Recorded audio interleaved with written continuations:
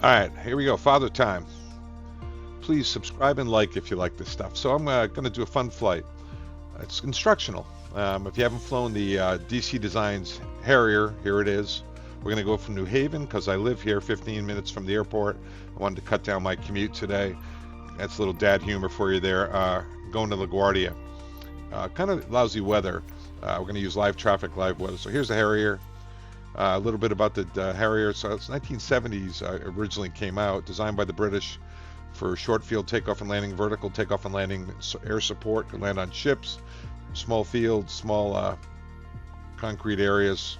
Small fields be tough because of foughting out the engine, but could carry a lot of weapons. DC Designs, when you buy it, if you get this version, you'll have two liveries. This is the US version. That's both Marines. We'll use that one. Why not? But if you use the other one, aircraft selection, you get many liveries. You get Spanish Navy, Italian Navy, a bunch of British Royal Air Force stuff. So anyway, but as I mentioned, I think I'll use the U.S. Marine since I live here. Weight and balance under 21,000, we're 20.23. You can take off vertically, otherwise you have to do short takeoff and landing. So we're going to keep it under 21. Everything looks good. Fuel load's good. Pilots, you know what? That's better. I wish. Anyway, so CGs and limits, no failures, no customization. Weather. Live traffic, live players, so live weather. I wish we could, get rid of the live traffic, the radio calls. I'm not going to answer any of them. Be Father Time 8,000 times, but live weather. It's not a great day out there. Not a great day. So anyway, we'll see how the weather is trying to go VFR. Here, I think I'll start at the gate. We'll do cold, dark airplane. New Haven's a very small airport. It's got one jet bridge. We'll set that as a departure, and we'll go from there. 5,600 feet of runway, but it's not a concern on the Harrier. So what I want to demonstrate is cold, dark airplane. Talk about some of the things that are unique to the Harrier, which are a lot of them, and short field takeoff. That's the STOL part of it. And VTOL is vertical takeoff and landing. We'll do short field takeoff and landing out of New Haven, fly over to LaGuardia, do a short field landing with the nozzle at 45, and then we'll demonstrate a hover and 90-degree landing and try to fly around. Anyway, here's New Haven. I bought the enhanced package for New Haven and LaGuardia, so you'll like the graphics. There it is, Marine version of the Harrier. We'll be talking about these nozzles, which are adjusted for vertical takeoff and landing. You can see the tightness of the gate. We're going to have to do a little vertical takeoff, move over here. Obviously, that would not be well received. A lot of help today. Look at all those guys. Jeez. Ready to fly. Good guys here. Good guys here. Lots of guys over there. Jet bridge. So I've got this Tobii eye tracker on. I disabled the eye tracking, got head movement. I'm trying to get used to it, so I apologize in advance. So my plan is to start engines, taxi out way over here and do a short field takeoff on around 15,000 foot of runway, fly out here, left-hand turn to LaGuardia, and do a VFR in the weather, which of course is not legit. Here we are at the gate. There we are. We're going to talk a little bit as we go about the nozzle.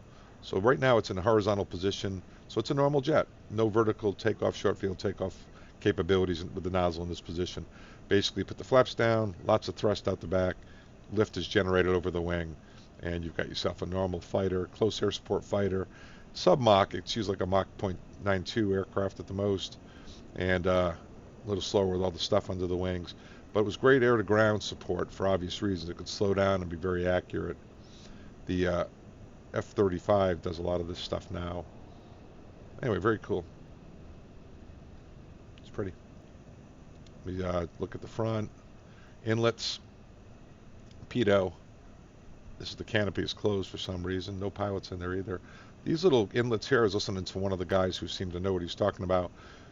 The Concorde, they have to slow the air down as it comes into the engine. The air was going so fast. But the Harrier, at the slow hover, more hover speeds or slower vertical takeoff and landing speeds, they actually have to increase the airflow. So that's what these vents are for. There must be some sort of a propulsion system that increase the airflow. Anyway, little bit about that. Okay. And so this Tobii eye tracker is going to make you a little crazy, but it comes in handy later on. All right, so let's get started. Here we are in New Haven. Looks like an old TR-42. Looks like a Canadair or an Embraer, one of those guys. I don't know the little airplanes much. And lots of people here to watch us. Okay, let's do it. Let's follow the checklist. I've done this a few times, by the way. Last time I forgot to turn the camera on. You can see here it's on. Canopy open. For some reason it's closed. There's no pilot in here. That would be nice. Canopy open. Landing gear down. There it is. It's down. Parking brake on. Parking brake. So let's take a look down here, guys. Get the parking brake is on. Here's the throttle. The nozzle, which you can move back and forth. Anywhere from full vertical, that'd be about short field takeoff and landing. But there are times you aren't allowed to do full vertical. So this is a nozzle limiter. You can move that around. You can see that if you try to move the nozzle, it won't go past wherever the nozzle limiter is. But that would be on your takeoff data, I would imagine. So get this all the way forward. Nozzle limiter back to 98. Okay, so 100%. So, but there were times they would not let you. You'd set this so that you couldn't exceed it. I think 21,000, as I mentioned, is the vertical takeoff and landing max weight. Parking brakes on. Pilot visibility. You tell me, what is that? It doesn't light up. You do this. Now move down. Pilot visibility. It's on. Don't know what that is. I have a lot to study, especially the avionics, to be able to use the autopilot and GPS in this thing. Battery on. Battery on. Kind of the electrical panel here.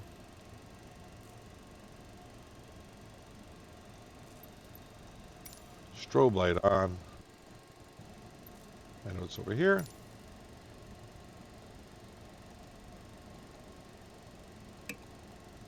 Strobe lights on. Alright, fuel lever, push.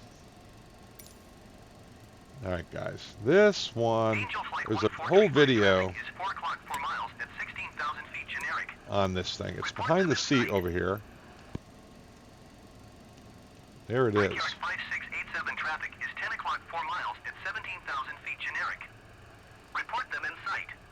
Let's move this out of the way. If the engine doesn't turn over, this is in the wrong position. Right side shut-off valve is open. So let's leave it open. It says to push, we'll leave it down. Last time it didn't work, and I had to go back and cycle it. Let's see this. Generator on. It's down here in the electrical panel. Generator's on. APU on. APU's on. Throttle closed. We talked about that. Throttle, nozzle, nozzle limiter, nozzle limiter, nozzle, and throttle. We'll be talking about that a lot. Engine starter engage. Basically, what this is doing is cycling the engine. This is the old, remember it's 1970s initial design. That's a nozzle position there, fuel flow. This is the new, you can see that turning too. It's turning. Engine's turning.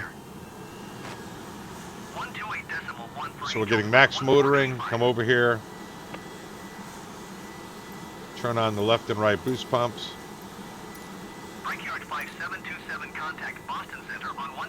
Left and right boost pumps. Fuel proportion enabled.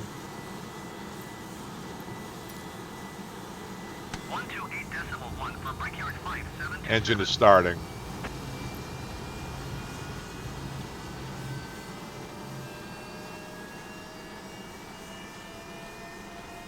We're watching it. The next things on here, as you can see, are when the engine is 50% and higher, they want you to check the temps, pressures, and then we'll turn on the APU. All right, there's 50%. United 18 contact Boston Center on 124.525. Good day.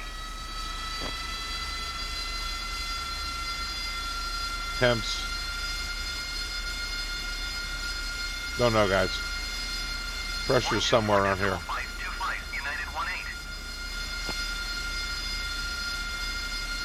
18. Okay. We'll say that's all checked. APU off.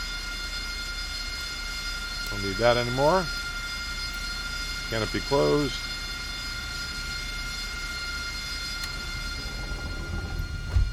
A little quieter, right?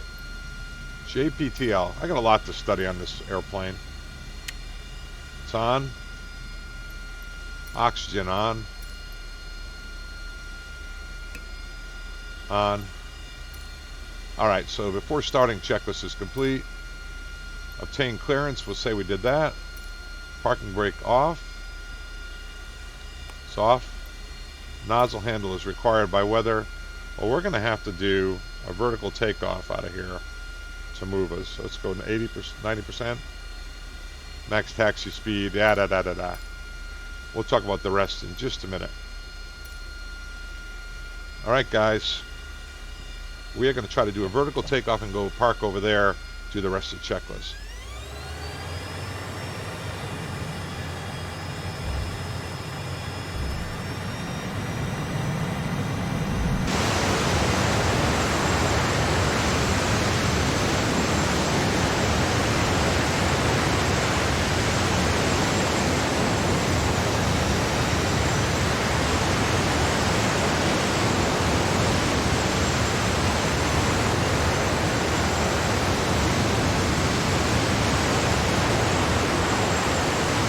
Put the gear back down.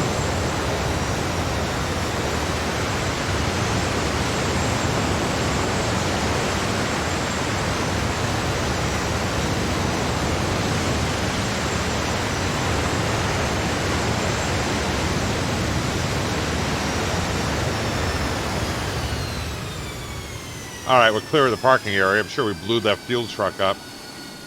Let's go back in here, do the checklist. Park the brake while we're talking. I guess we can take off here and do a short field takeoff over here. All right, takeoff. Landing lights on. I thought that was kind of cool, wasn't it? Come on. I loved it.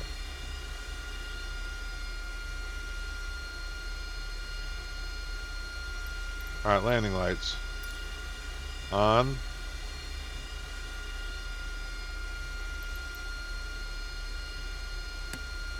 On. Nav lights on. On. VTOL away switch on. Alright, let's talk about this. I'm going to leave it in auto, according to one of the videos.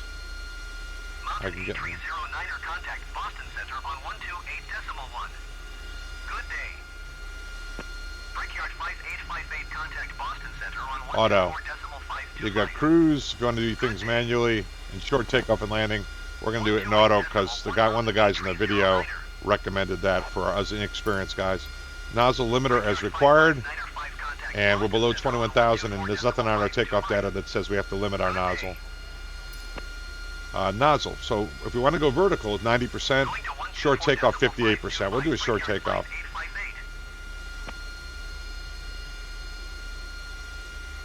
58. Not percent, but takeoff 5 degrees elevator trim. Don't know how to do that. Let's try to see if we can find that.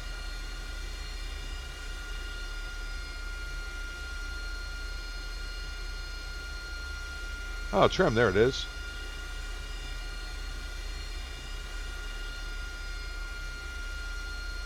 I don't know. I don't know. I put a little elevator trim in, don't know what I did. Frequencies, nah. Throttle's is required for weight. Rotate, if you're being just a regular jet, about 135 to 160 for your rotate speed. But we're doing a vertical takeoff. Big thing here, honestly, do not throw this around like it's a flap handle or a gear handle. Got to bring it up slowly. So if you want to if you get some forward airspeed going, you want to start bringing the nozzle up, because if you throw this from 58% up to 0, you are sinking, almost like you brought your flaps up too early. Gear up to 485. I'm just kind of reviewing some of these things. And cruise. Okay, we don't need any of that. So here we go. Godspeed. Let's do this. Kind of taxi's funky because of those training wheels that are out there. Okay, parking brakes are off. And here we go. Looks like it's working. We don't have to go all the way to the end because we can take off at 1,000 feet. Apologize for making you sick here. Very sensitive.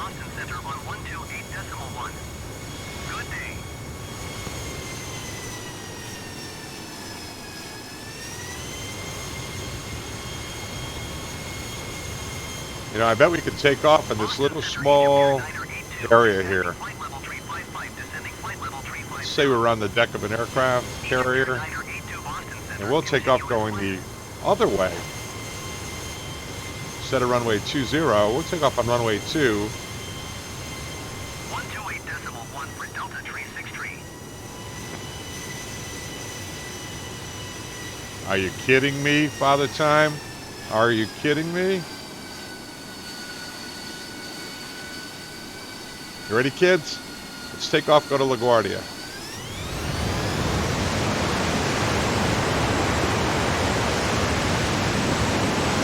You're up. Now, I have to wait until I get some forward airspeed before I start playing with that nozzle. Right now, we got forward airspeed. Nozzle up a little bit. All right, 232 knots. We can definitely bring it all the way up. Like I said, you can bind this to the propeller, and you're much easier. But I wanted to do this for instructional purposes. All right, so there we are, all cleaned up, and we are going to go to LaGuardia, which I know is the other way. We're doing, I'm going to get the map up here.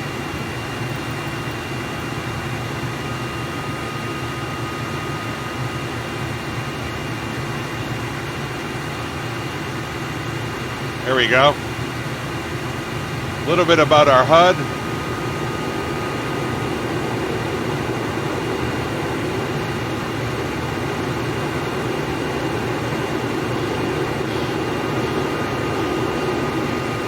Woohoo!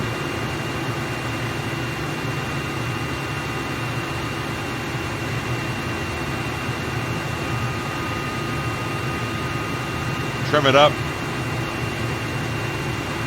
All right, about our HUD. See, I'm correcting over to the line. There's our airspeed, 5620.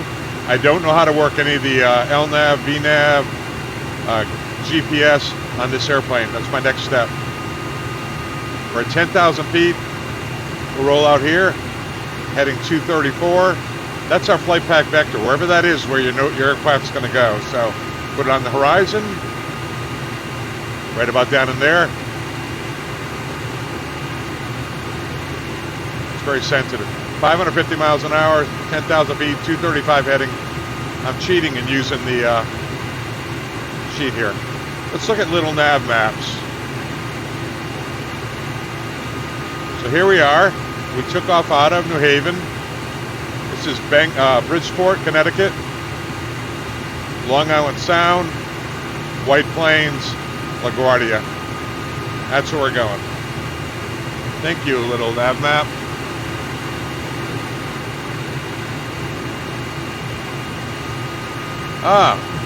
Can't leave you alone for a minute. Spent a little too much time at the little nav map. A little more about the HUD. Here's your Mach speed. 1.0 is the speed of sound. We're doing 0.96. G's. 1.0 is when you're walking around on Earth, that's what it is, 1.0. So if you were to, let's keep it G meter, if you were to pull up, that's 5G pull up, you'd be grunting and groaning. Push down too hard, your negative G's, you'd be floating. Your charts and pens and dust and dirt would be flying around. But 1.0 G is level flight, or just walking around in the park. So we're going to do this totally illegally. We're going to, on a VFR flight plan, we're going to descend below the clouds and fly into LaGuardia over the Whitestone Bridge, the Throgs Neck, Whitestone Bridge. So I retire. I've been based out of JFK in 36 years. I retire in September of 2023. Honestly, don't send anything. I'm good. Let's get down below the clouds. We'll be there before you know it. We'll keep the throttles up and really get smoking here.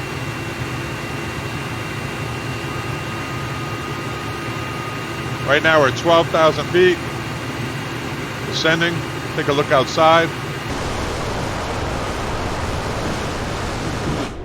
Finally got a pilot in there. It's awful quiet out here in the left wing. I don't know why the cockpit is so darn noisy.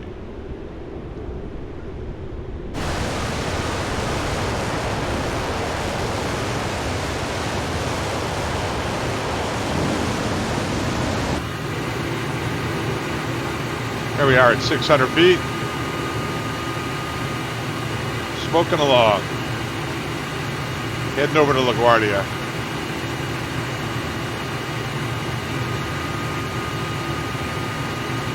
We'll do a flyby by the tower. It looks like the ceilings are down around 1,000. All right, we don't need the map anymore.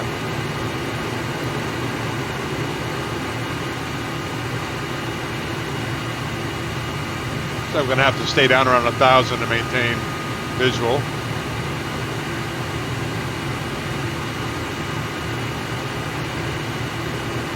Long Island Sound.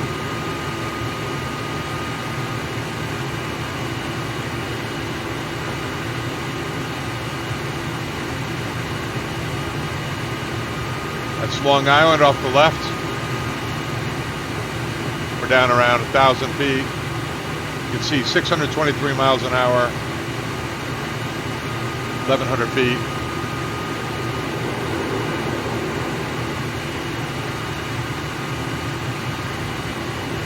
So that over here is the Throgsnet Bridge, kind of twin bridges going across the Long Island Sound.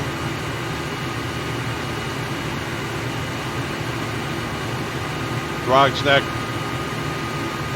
right there. And the Whitestone is over here. The bottom rudder.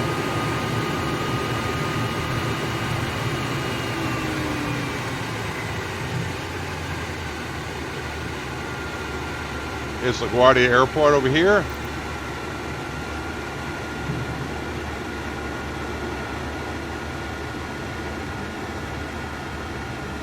Fly by the tower, scare those guys.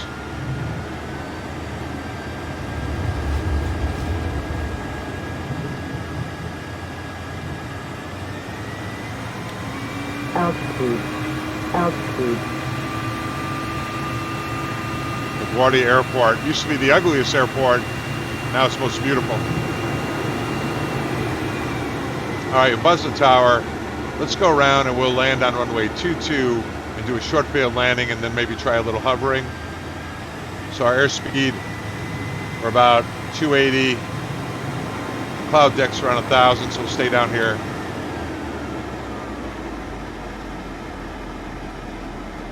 But if it's runway 22, 040 ought to be a good base leg. Downwind rather. Yeah, there it is. Let's put the gear down. There it is. Put some flaps out.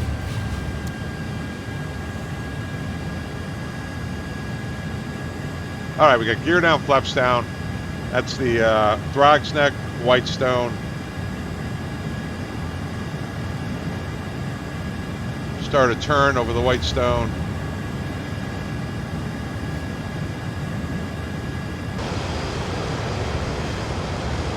Over towards LaGuardia.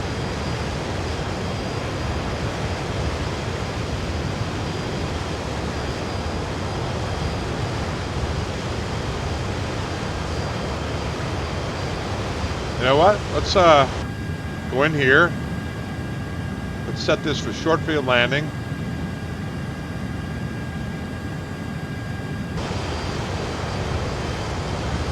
And we'll go to 2-2.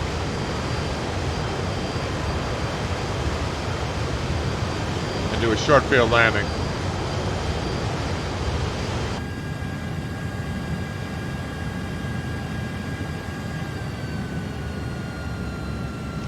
Make sure, one more thing, gears down, flaps down.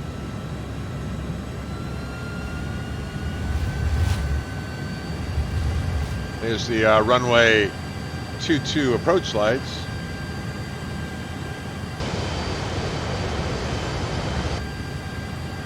Let's not get slow. Try to do a nice controlled landing and try to touch down about midfield. I think it's important I give myself parameters. Try to do a nice landing for you.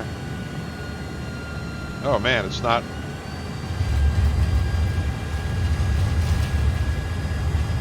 Not a lot of responsiveness. I might have got a little slow.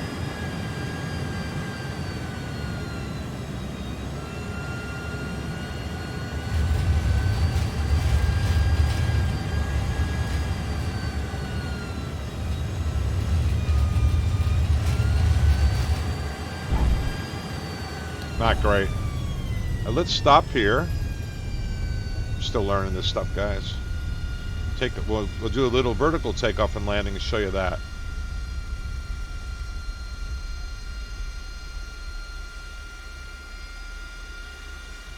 Parking brake set. I'm going to go down here to the we're below 21,000. We'll go with 90%. Right about in there. Parking brakes off. We'll do a vertical.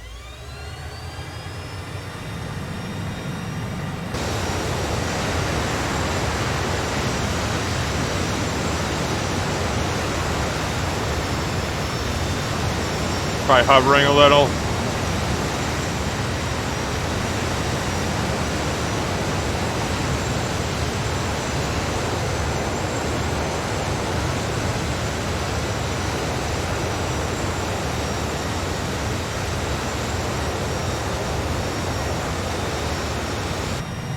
And we'll come down here and we'll do a little less. Get going forward a little.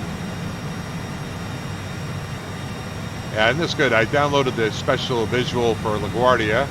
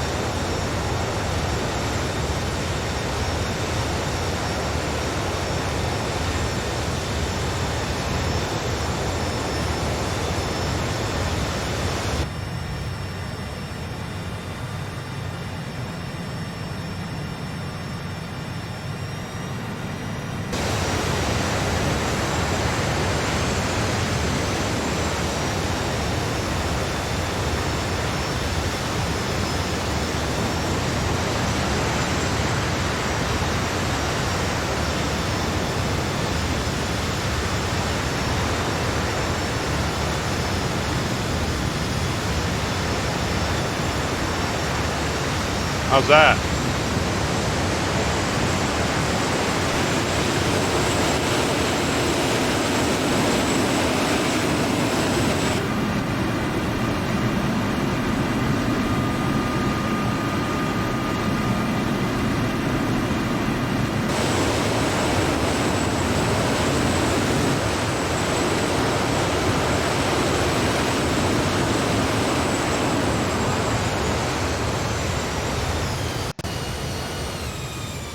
That's probably pretty realistic of how badly you could screw up landing on this. I don't know what it's looking like on the video, but I'm totally glitching on the computer here.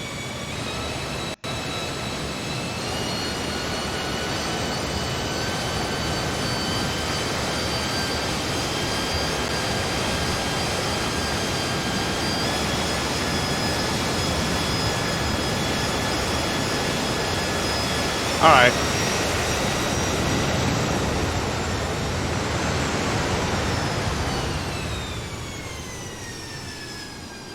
Awesome. Totally glitched out computer.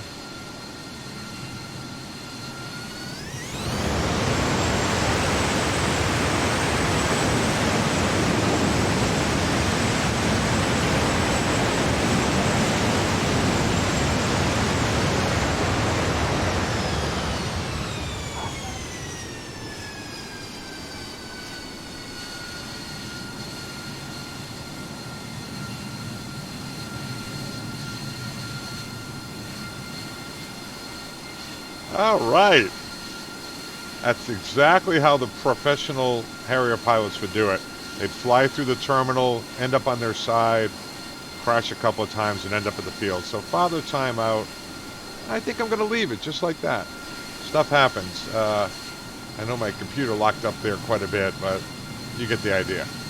See ya.